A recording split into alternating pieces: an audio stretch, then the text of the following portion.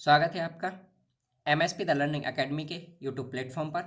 मैं विमल जैन और आज हम आपके सामने लेके आए हैं कक्षा 11वीं का रिवीजन टेस्ट पेपर अर्थशास्त्र।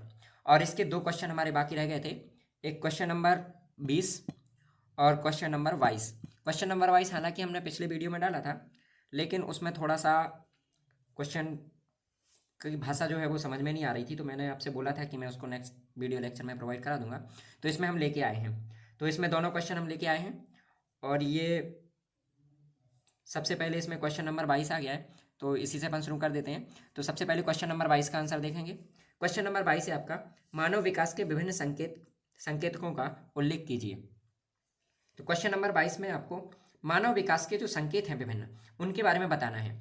और ये क्वेश्चन भी हमने सीधा आपके एनसीईआरटी से उठा लिया है बुक में से, तो उसके पेज को क्रॉप करके हम आपके सामने लेके आए हैं। इसमें हम आपको बताते हैं कि कहाँ से कहाँ तक आपको इसका आंसर लिखना है। तो मानव विकास के संकेतक, जैसा कि आप हेडिंग देख रहे हैं, और मानव विकास के संकेतक में आप आगे लिखेंगे इसको। आपने पिछली कक्षाओं में मानव विकास के संकेतकों के महत्व और उनके विकसित विकासशील देशों की स्थिति के विषय में पढ़ा होगा। आइए हम देखते हैं भारत, चीन, पाकिस्तान ने मानव विकास के चुनिंदा संकेतकों का कैसे निष्पादन किया। तो ये तो आप पुरानी कक्षाओं में जो जानकारी पढ़ के आए हैं उसके बारे में है। हम यहाँ से देखेंगे कि मानव विकास संकेत चीन, भारत तथा पाकिस्तान से आगे है, यानी चीन जो है वो भारत तथा पाकिस्तान से मानव विकास संकेतकों में आगे है। अब आगे देखेंगे, यह बात अनेक संकेतकों के विषय में सही है, जैसे आय संकेतक अर्थात प्रति व्यक्ति जीडीपी आय, निर्धनता रेखा से नीचे जनसंख्या अनुपात, स्वास्थ्य संकेतक जैसे कि मृत्यु दर, स्वच्छता, साक्षरता तक पहुंच, जीवन प्रत्याशा तथा कुपोषण। पाकिस्तान निर्धनता रेखा के नीचे लोगों के अनुपात में कम करने में भारत से आगे है।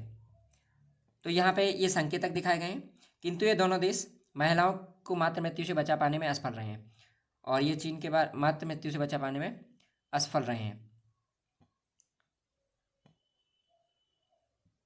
फिर उसके बाद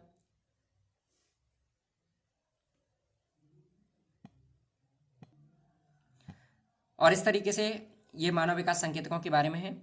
तो किंतु ये दोनों महिलाओं की मातृ मृत्यु से बचा पाए। चीन प्रति 1 लाख जन्म केवल 27 और महिलाओं की मृत्यु है, और जबकि भारत में पाकिस्तान से यह संख्या 178 से 74 के ऊपर है। आप यह भी देखेंगे कि $30 प्रतिदिन की अंतर्राष्ट्रीय निर्धनता दर के नीचे लोगों का अनुपात भारत में तीनों देशों से अधिक गरीब व्यक्ति हैं। तो यहाँ तक आप इसका आंसर लिख देंगे, जैसा कि आपका 6 नंबर में आंसर है। और नई आर्थिक नीति मानव विकास के विभिन्न संकेतकों का उल्लेख आपको करना था।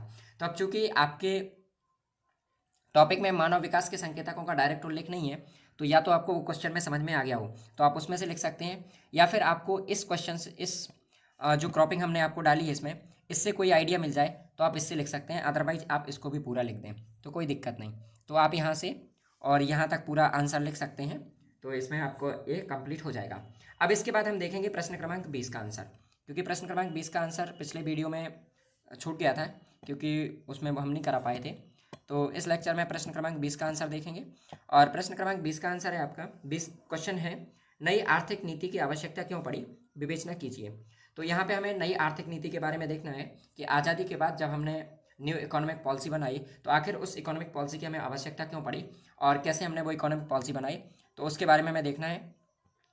तो यहाँ से हम देखेंगे, इस आंसर को आप यहाँ से शुरू करेंगे, क्योंकि ये भी हमने डायरेक्ट आपकी एनसीईआरटी बुक से ही उठाया है। यहाँ से आप आंसर लिखना शुरू करेंगे। भारत ने विश्व बैंक और अंतर्राष्ट्रीय मुद्रा कोष की शर्तें मान ली और नई आर्थिक नीति की घोषणा की।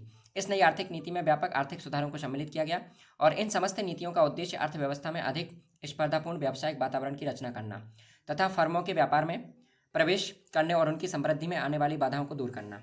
इन नीतियों को दो उपसमूहों में विभाजित किया जा सकता है, स्थायित्वकारी उपाय, संरचनात्मक सुधार के उपाय। स्थायित्वकारी उपाय अल्पकालिक होते हैं, जिनका उद्देश्य भुगतान संतुलन में आ गई कुछ त्रुटियों को दूर करना और मुद्रास्फीति का नियंत्रण करना।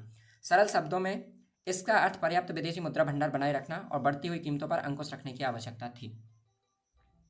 फिर इसके साथ ही आवश्यकता थी, और दूसरी ओर संरचनात्मक सुधार, यानी ये क्वेश्चन का आंसर आपको इस पेज से यहाँ से लेके यहाँ तक लिखना है, और इसके बाद इसका आंसर आपको अगले पेज पे मिलेगा।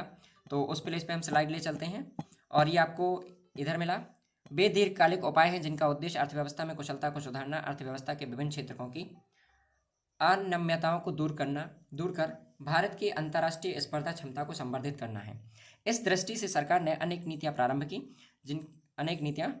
की, जिनके 3 उपवर्ग थे: उदारीकरण, निजीकरण और वैश्वीकरण। तो आपको याद होना चाहिए 1991 में हमने इकोनॉमिक रिफॉर्म्स लेके आए थे। प्रधानमंत्री पीवी नरसिम्हा राव के शासनकाल में ये इकोनॉमिक रिफॉर्म्स लेके आए थे, जिसमें हमने एलपीजी की पॉलिसी को अपनाया था, लिबरलाइजेशन, प्राइवेटाइजेशन, ग्लोबलाइजेशन, यानी उदारीकरण, निजीकरण और वैश्वीकरण की पॉलिसी। और इसके साथ ही हमने और कई बैरियर्स जो हमारी इंडस्ट्री वगैरह पे या फॉरेन इंडस्ट्री पे लगे हुए थे वो सब हमने हटाए थे। तो इसी को हम न्यू इकोनॉमिक पॉलिसी यानी नई आर्थिक नीति कहते हैं। और क्यों लाई गई थी उसके बारे में हमने आपको पूरा डिस्क्रिप्शन दे दिया है। तो यहाँ तक आपको ये आंसर लिखना है और इस तरीके से ये पूरा आपका अर्थशास्त्र का रिवीजन टेस्ट पेपर का सॉल्यूशन हुआ। और इसके अलावा अब और जिस भी विषय से आप क्वेश्चन पेपर चाहते हो तो हमें कमेंट बॉक्स में बताएं। और यदि आप लोगों के पास वो पेपर हैं तो आप मुझे ज़रूर भेज दें। धन्यवाद।